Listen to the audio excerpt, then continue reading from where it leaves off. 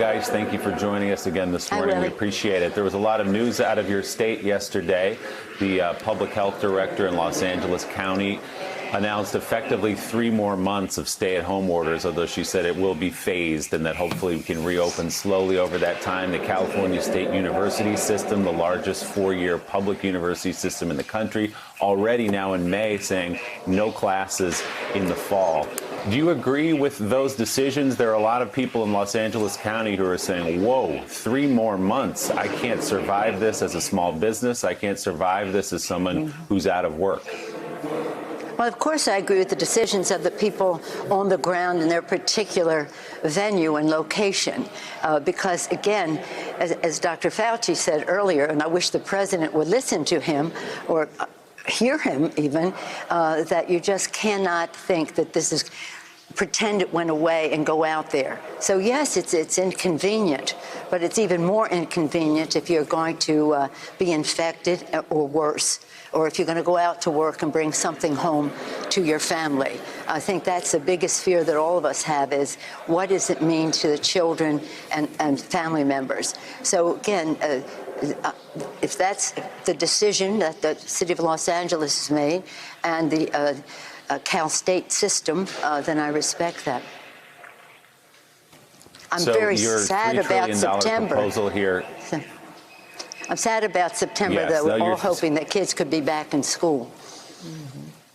Yeah, no, absolutely. That hope is across the country. With your $3 trillion proposal here comes on the back of 4 previous bills that amounted to about $3 trillion. Are you confident that this $3 trillion will go into the pockets of people who need it, small business owners? Some people struggled with the PPP, the protection program that was supposed to help them. Are you confident the system is streamlined and that those small business owners will get the money they need quickly to survive? Well, that is not in this bill. We do have the SBA grants, the EIDL grants, what we call the emergency injury disaster assistance, but not loans, but grants. This is no, I'm not speaking to that. We're asking for the documentation. There's been a great deal of success across the country, but not totally. And so we just want to see, because we were successful in these bills. I said that we're bipartisan. The first one, the president asked for 2.8 or something like that. We gave him 8.2. We gave him the reverse, sort of the reverse. And he said, I'll take it. So we were able to have an impact on that bill. Next, we did mask, first testing, then mask, the PPP and the rest, which really has not been fully addressed. And then the third bill, we turned from a corporate trickle-down bill to a workers' first bubble-up. So we're very proud of that. Excuse me.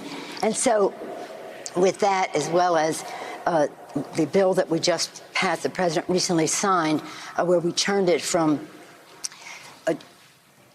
the underbanked not even having a chance to get one of those loans to a carve-out for smaller entities, women, minority, Native American, veterans, rural, small businesses to have their opportunity. But we still haven't seen the data to support what may have been done then.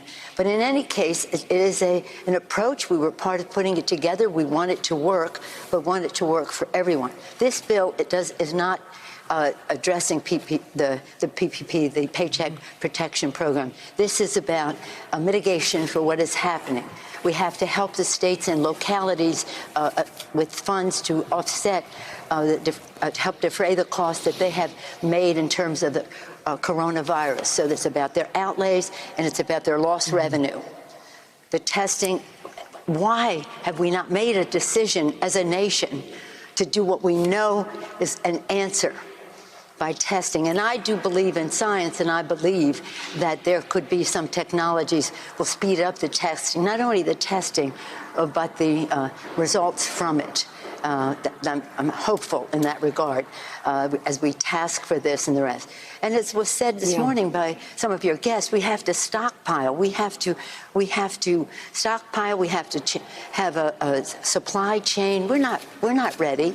And this bill addresses many of those concerns in a very positive way. It isn't about partisanship. Everything, as I say, that by and large, except they are against the post office and maybe election vote by mail, a few things they're not supportive. I hope they'll be supportive of strong OSHA provisions that enable people to go back to work safely and protect employers because they have honored the mandates of the of OSHA. So it is. This is as dry in the eye as it can be. It's objectively what scientists tell us we need to do, what people who are feeling the pain need in terms of their health, and the definite need for state and local to have the assistance they need. These people are risking their lives to save other people's lives, and they may lose their jobs in the meantime. So, again, it's a big price, but the American people are worth it. Speaker Nancy Pelosi, always great to have you on the show. Thank you very much for coming on this pleasure. morning.